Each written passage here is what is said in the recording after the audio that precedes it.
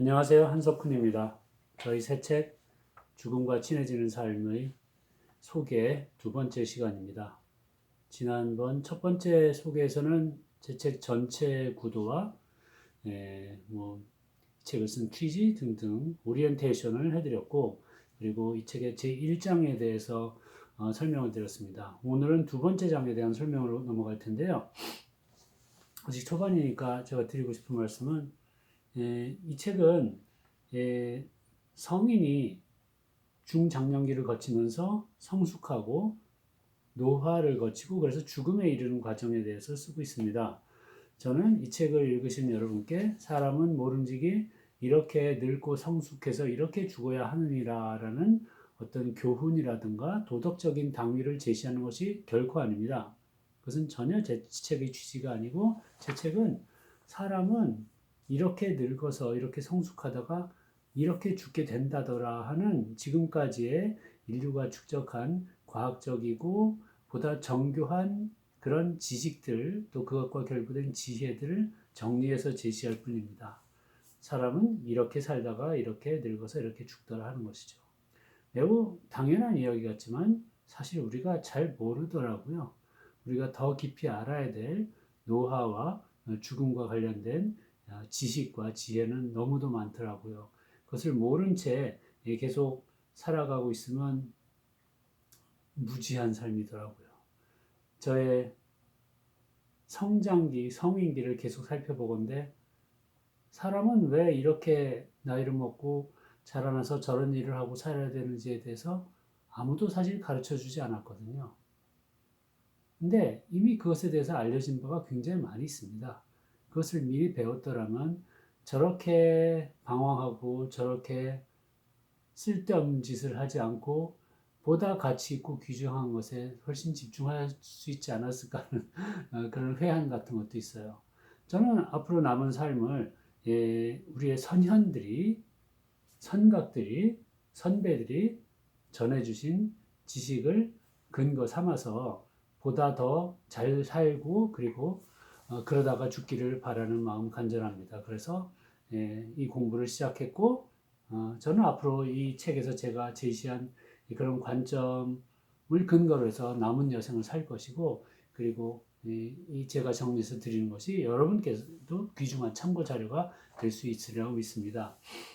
자, 그래서 이 책은 당위에 대한 책이 아니다. 사람은 모름지기 이렇게 살다 간다는 이야기를 한다는 것이고, 지난번에 이 책 전체의 그 구도를 잠깐 말씀드렸는데 이런 식으로 진행이 되거든요. 전체 7장이에요. 그 7장 중에서 지난번에 1장을 얘기했었죠. 모든 사람은 가면을 쓰고 살고 있다고. 저도 그것을 인식한 게 그렇게 오래되지 않았습니다. 저는 한 40살 될 때까지 그렇게 박사학위를 추구했어요. 제 이름 뒤에 PhD 붙으면 너무 좋을 것 같았어요. 왜? 인정받으니까. 세상에서. 인정받아야 뭐 돈도 나오고, 명예도 생기고 그러겠죠? 그래서 그놈의 PhD 받으려고 죽을 똥살똥 했죠. 받고 나니까 알겠더라고요. 이게 내 가면이었구나. 위선이라는 말이 아니라 그냥 타인들의 기대에 부응해서 나를 만들었던 것이죠. PhD를 쓰고 싶었던 거예요. 저는 좀 공부를 늦게 했는데, 그래서 40살이나 돼서 학위를 받고 나서야 정말 내가 원하는 것은 뭐지 하는 질문이 이제 그때서야 조금씩 피어오르기 시작하더라고요. 이런 것에 대해서 이론으로는 20대부터 알고 있었죠. 근데 이론이 아니라 저 자신을 집어넣어서 정말로 내가 삶에서 원하는 것이 무엇인지에 대한 답을 구하는 것은 정말 시간이 오래 걸렸던 것 같습니다. 그래서 그 가면 말고 가면 안에 있는 진짜 나는 무엇이냐라는 그런 질문에 대해서 지난번에 시부도 그림 보면서 이야기를 나눴죠. 오늘은 이 두 번째 장, 모든 공격은 도와달라는 외침이다라는 장으로 넘어갑니다. 이 장에는 이런 소절들이 많이 붙어 있어요. 그래서 내용이 많습니다. 오늘은 간단하게만 설명을 드리겠습니다만, 이 장의 제목 자체가 이게 제가 지은 것은 아니에요. 이것은 미국의 닐 도널드 월시라는 분이 쓴 신과 나눈 이야기라는 유명한 세계적인 베스트셀러에 등장하는 문구입니다. 얼핏 듣기에 이해가 어려울지 모르나 그러니까 누가 나를 공격하려고 그래요. 근데 실은 그 사람이 나한테 도움을 요청하고 있다는 얘기죠. 말도 안 되는 것 같지만 이것은 이를테면 뭐 영적인 차원에서 또는 심층 심리적 차원에서 이해할 만한 말이기도 합니다. 왜냐하면 저 사람이 주먹을 휘두르는 것은 자기를 제어하지 못하는 것이거든요. 자기를 제대로 성숙시키지 못했어요. 왜 건강하게 성숙 못 시켰냐 하면 성장 과정이 불우하기 때문입니다. 그 불우한 성장 과정에서 상처받아 있는 내면에 나도 잘 모르는 무의식의 그 안에 이제 숨어 있는 쬐꼬만 자아가 사실은 도와달라는 외침을 지금 주먹질을 통해서 펼치고 있는지도 모르겠어요. 그 사람은 공격하고 있는 게 아니라 사실은 자신의 불우함에 대해서 세상에 토로를 하고 있는 것인지도 모릅니다. 이것은 우리가 일상적으로 보는 현상적인 관점이 아니라 혹시 영혼의 관점 같은 것이 있다면 그런 것을 제대로 볼 수 있을지 모르겠어요. 그것이 가능할지는 제 책에서 앞으로 짚어보기로 하고요. 그래서 이 장에 이제 첫 번째 이야기가 나는 반드시 죽을 것이다가 이제 3화인데 이 책의 이제 주인공 유희윤이라는 중년 남성이 중년에 다다라서 자기 친구가 죽는 것을 보고 평소엔 아무 생각 없이 살다가 이게 덜컥 겁이 난 거예요. 이거 어떻게 해야 되지? 죽으면 나는 무엇이지라는 내적 성찰을 그 성찰의 발동이 걸렸다고 볼 수 있습니다. 근데 이것에 대해서 이분하고 또 같은 주인공인 성경의 박사인 여성 상담가는 이런 말을 해줍니다. 내적 성찰이란 것이 내가 의지를 해서 하는 게 아니라 이 연령대쯤 되면 자연스럽게 구동되는 자연의 프로그램이다라는 말을 하는 것입니다. 여기서 자연의 프로그램이라는 것도 사실 저의 개념이 아니라 지난번에 말씀드린 루소라는 사람의 개념이기도 합니다. 그러니까 우리가 아무리 내가 인위적이고 인공적인 인물처럼 생각하더라도 인공이 아니죠. 우리는 하늘이 만들었죠. 자연이 만든 존재예요. 그러니까 하늘과 자연의 원리에 의해서 자라나는 것이지 내가 의지를 갖는다고 더 잘하거나 못 잘하거나 이런 것은 아니에요. 그래서 같은 원리에 의해서 우리가 중년 이상이 되면 나는 지금 어디로 가는 것이고 내 삶은 뭐야? 라는 질문을 던지게 된다 이 말입니다. 이것은 누가 명령해서가 아니라 안에서 우러나는데 그 안에는 자연의 프로그램이 작동하고 있는 것이에요. 그래서 10살이 되면 키가 이만큼 자라고 30살이 되면 이런 일을 하듯이 40세 이상 돼서 50, 60대 이르면 자신의 내면으로 들어가는 작용이 자연스럽게 나오는데 거기에 순응해야 된다는 얘기입니다. 이것은 다시 한번 윤리적이나 도덕적인 얘기가 아니에요. 자연의 흐름을 따르라는 얘기입니다. 너가 가는 마음에서 우러나는 것을 존중하라는 그런 얘기가 되겠습니다. 그래서 이 사람은 유희윤이라는 주인공은 내적 성찰로 들어갑니다. 근데 이 내적 성찰을 그 성경애 씨가 지도를 해 가는데 이 성경애라는 주인공은 또 이제 독특한 굉장히 뛰어난 능력이 있는 여성으로 제가 설정했습니다. 그분이 딱 보니까 이 유희윤이라는 사내가 바람둥이인 건 알겠어요. 플레이보이예요. 그래서 이 사람의 그 플레이보이다운 그런 성적 그런 욕구 이런 것을 이제 직감을 하고 첫 번째 초기의 상담에서 이런 질문을 던집니다. 얼마나 여자를 밝히냐는 질문을 던지는 것이죠. 남성의 그런 여성 밝힘증에 대해서 세간에 오랫동안 놔두는 그런 이야기죠. 남자는 저렇다더라. 굉장히 남성 폄하적인 그런 이야기라고도 볼 수 있으나 그러나 이 안에 진실이 안 담겨 있다라고는 얘기 못 하겠어요. 근데 문제는 무엇이냐면 저게 단순히 남자가 동물적인 성욕이 넘쳐서가 아니라 이게 안에 채우지 못한 욕구가 있기 때문이라는 것입니다. 그 욕구가 지금 마구 일어나는 것처럼 느낄지 몰라도 아니 그게 아니라 과거 예전에 미처 채우지 못한 욕구를 계속 채우려고 나이가 먹어서도 30, 40, 50, 60, 70이 돼서도 자꾸 그런 욕구가 발동이 걸린다는 그런 이야기입니다. 유희윤이라는 사람 안에서 그런 것이 꿈틀거리고 있는 것을 성경애라는 상담가가 이제 본 것이죠. 여기서 이 유희윤이라는 사람이 성장 과정에서 이제 특히 이제 엄마와의 관계에서 어떠한 무의식적인 문제가 일어나서 나중에 바람둥이가 돼버렸을까 하는 이야기가 이 소설 전반에서 펼쳐지거든요. 거기서는 이 무의식적인 여러 가지 컴플렉스에 관한 이야기가 앞으로 나올 것입니다. 그래서 그건 나중에 3장 이후에 가기로 하고, 이 이야기를 끝냄으로써 성경애라는 상담가가 방점을 찍고자 하는 것은 너는 호색하냐라는 게 아니라 그건 나중에 할 것이고, 우리는 나 자신도 모르는 내가 의식하지 못하는 저 깊숙한 무의식의 욕구에 휘둘리는 존재다라는 이야기를 하기 위해서예요. 이것을 안 믿는 분들이 많이 있는데 시간이 없으니까 간단히 이런 제의만 해볼게요.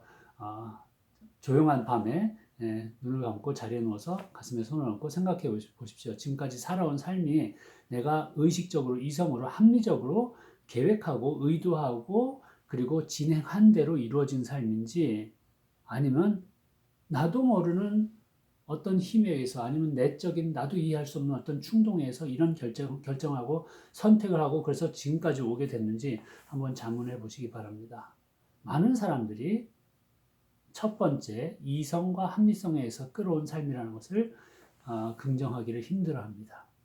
우리는 어딘가 무엇이 나를 휘둘린 게 아닌가 그런 생각을 하게 되는데요. 보다 더 정교하게 더 깊고 복잡한 무의식의 원리를 이해해 간다면 우리가 지금까지 무엇에 의해서 휘둘려 왔는지 이끌려 왔는지를 좀 더 깊이 이해해 갈 수가 있습니다. 그것이 앞으로 펼쳐질 장입니다. 그래서 그 무의식이라는 나도 모르는 내 안의 욕구의 그 힘, 위력을 강조하기 위해서 여기서 성경애가 이 사람의 그런 성적 욕구에 대해서 이제 짚고 넘어가는 것이고, 그 다음 장은 제목이 성공해도 중년은 위기다라는 것인데, 이 유희우는 성공한 사업가예요. 돈 많이 벌고 잘 살아요. 근데 위기가 무엇이냐면, 이것은 칼 구스타프 융의 중년의 위기라는 개념에서 그 전개가 되는 그런 설정인데, 중년의 위기는요 이런 것입니다. 사람은 30대 후반이 될 때까지는 타인들의 인정을 제대로 받으면 만족하게 산대요. 남들이 날 잘 인정해주면 기분이 좋대요. 남들이 나 예쁘다, 넌 실력이 좋다, 넌 좋은 사람이다 그러면 행복해요. 뭐 더 바랄 게 없어요. 근데 30대 후반이 넘어가면서부터는 그것만으로는 충분하지 않답니다. 남들의 인정이 아니라 내가 나를 스스로 인정해야 비로소 만족스럽다는 거예요. 나는 나 자신에 의해서, 나 자신의 시선에 의해서 보면 흡족합니까? 사회적으로 아무리 성공한 사람이더라도 내가 나를 정말로 원하는 삶을 살고 있는가라는 질문에 대해서는 흡족하게 질문하지 못하는 분들이 굉장히 많이 있죠. 그러니까 이를테면 아까 말씀드린 저희 박사학위 같은 거, 그건 사회적으로는 이제 칭찬을 받죠. 그러나 이게 난가라는 질문을 전 박사학위 받았을 때 30대 후반에 비로소 던지기 시작했다는 말씀이죠. 이 질문을 던질 때를 중년의 위기라고 부릅니다. 왜 그러냐면, 왜 융은 위기라고 부르냐면, 그때까지 평생 남들의 시선만 생각하고 살아왔기 때문에, 즉 아까 말씀드린 가면에만 온 신경을 집중시켜서 살아왔기 때문에 가면 뒤에 있는 고유한 자신에 대해서는 어떻게 알아낼지 도저히 모르겠다는 얘기예요. 오리무중이에요, 내면에 대해서. 그래서 진정으로 내가 원하는 것이 무엇인지, 나는 정말 어떤 존재인지라는 질문을 던지면서 내면으로 들어가는데 막혀버리는 사람이 많이 있습니다. 너무 힘들어요. 너무 불편해요. 하기 싫어요. 자신의 어둠을 보기가 싫어요. 기분이 너무 나쁘니까. 그래서 그것을 이제 쫙 차단해버리죠. 그럼 무슨 위기가 생기느냐?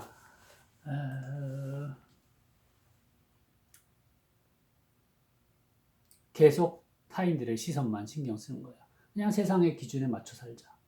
근데 그건 여전히 만족스럽지 않죠? 돈을 많이 벌어요. 명성을 떨쳐요. 권력도 쥐었어요. 그러나 여전히 허전해요. 왜냐하면 나 자신이 나를 인정하는지에 대해서 아직 제대로 알아보지도 못했기 때문에. 그래서 내적으로 이제 공허한 어떤 빵꾸 같은 게 뚫린다는 얘기입니다. 공허하니까 그것을 자꾸 채우고 싶어요. 근데 안 채워지죠. 그래서 여기 말하는 중독에 걸리는 경우가 허다하단 말입니다. 그래서 중년의 위기라는 것이에요. 중년의 위기, 우리 흔히 텔레비전 막장 드라마 이런 데서 남자들 불 중에 바람 피고 이런 이야기들 나오잖아요.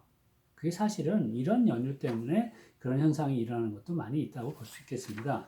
그래서 이제 상담가 성경의 박사가 유희운의 중년의 위기를 이렇게 또 핀세트로 이렇게 짚어냅니다. 당신은 위기 아니냐. 그래서 안으로 들어가서 그럼 나 자신이 만족할 삶은 무엇인가에 대한 질문을 계속 해나가는 것이죠. 그러니까 이제 진정으로 네 안에서 우러난 너의 욕망은 무엇인가라는 그런 질문에 대한 답을 앞으로 이제 찾아가게 됩니다. 그래서 그 다음 장의 제목은 너의 욕망이 너의 운명이다라는 것인데, 이것도 제가 지은 말이 아니라 이런 훌륭한 말들은 이미 훌륭한 분들이 많이 만들어놨죠. 이것은 티벳의 티벳 사자의서 라는 유명한 책에 나온 이야기입니다.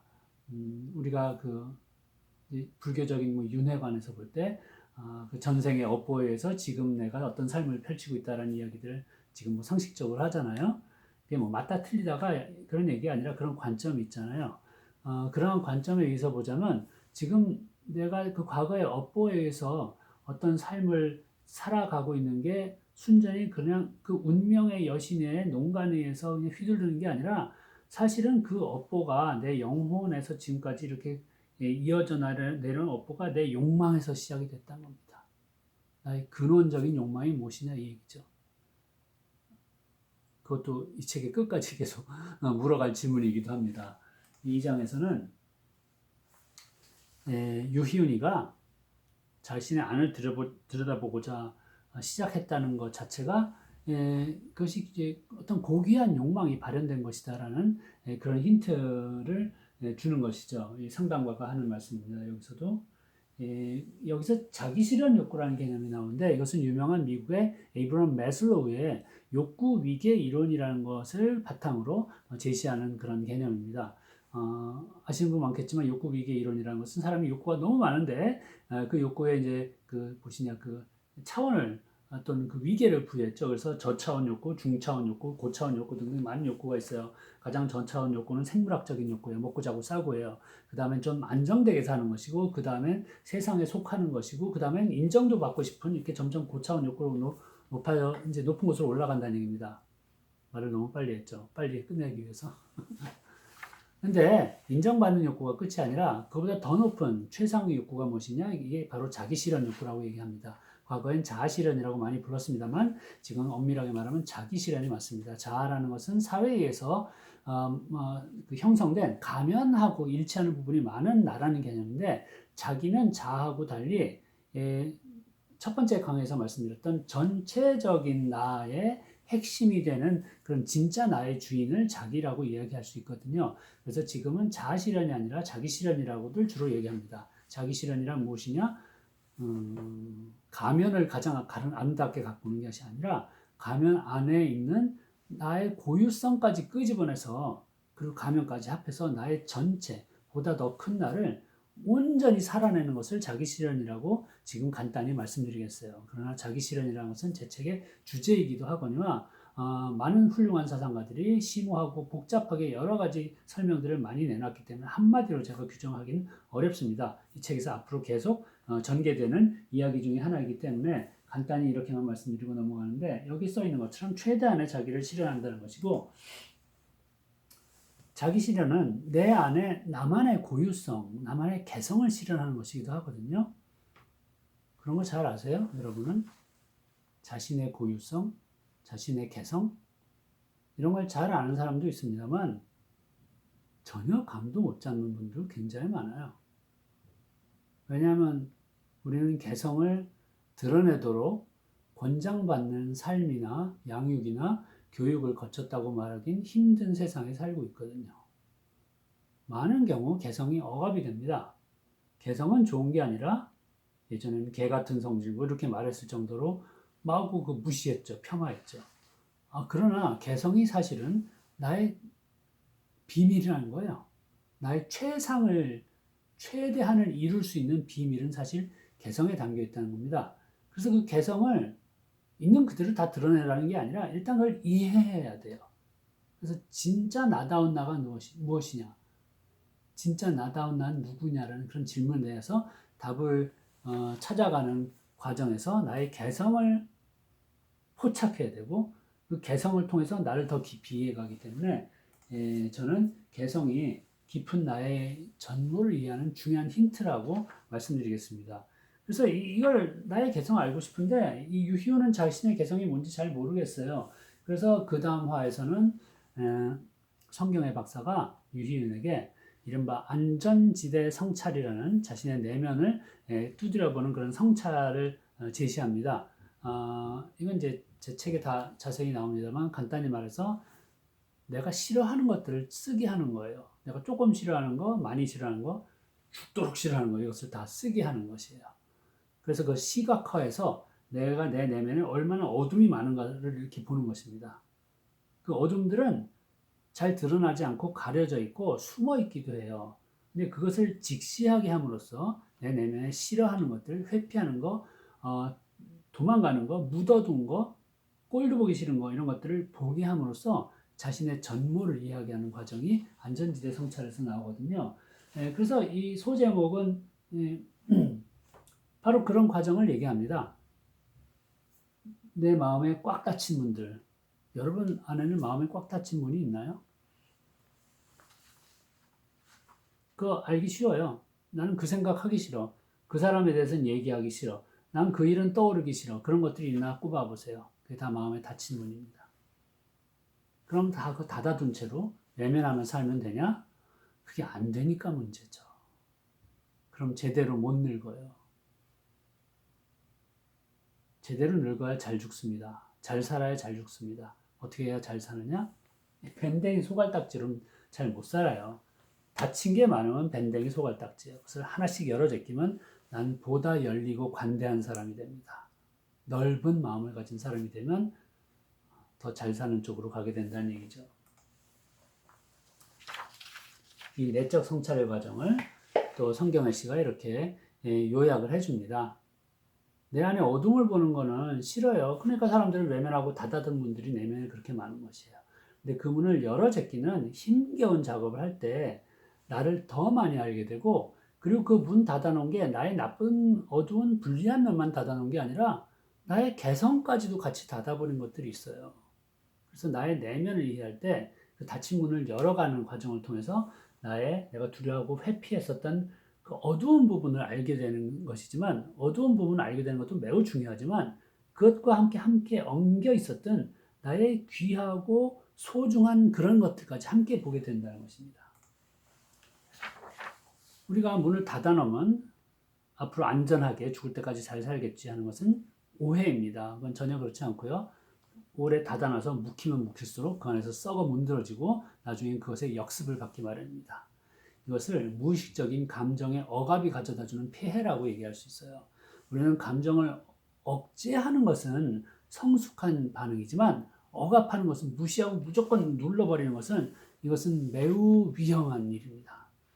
감정은 자기가 능력이 있다면 표현하는 게 좋아요. 그러나 내가 내 감정, 나쁜 감정을 표현하는 게 상대에게 피해를 줄 것 같다 그러면 그걸 성숙하게 억제할 수는 있겠죠. 좀 참고 딴 데 가서 이제 푼다든가 이런 식으로. 그러나 그 정도가 아니라 아예 감정을 느끼지도 않고 없는 것 취급을 하고 그런 감정은 쓸데없어라고 여기고 그래서 뒤로 그걸 갖다 버리면 이것은 나중에 우리의 뒤통수를 칩니다. 억압된 감정은 점점 자라나서 힘이 더 세져요. 그래서 나의 묻어둔 그런 억압된 감정을 보는 게 해결책이라는 것이에요. 그게 치유책이에요. 이것을 요 절에서 다루고 있습니다. 이 유희운이라는 주인공도 억압된 감정이 너무나도 많아요. 그래서 그것이 지금의 이런 그 사람의 중년의 난맥상을 만들었다는 것이 조금씩 펼쳐집니다. 억압된 감정을 보자는 이야기를 했고 그 억압된 것 중에서 공격성이라는 게 있어요. 공격성은 생물한테는 기본으로 주어진 기본 설정입니다. 공격성 없으면 생명이 작동할 수가 없어요. 왜냐하면 생물은 뭘 먹어야만 시스템이 돌아가죠. 먹어야 돼요. 뻗는 거. 이 기본 기운이 공격성이에요. 밖으로 나가는 것이에요. 이걸 부정하면 죽어요.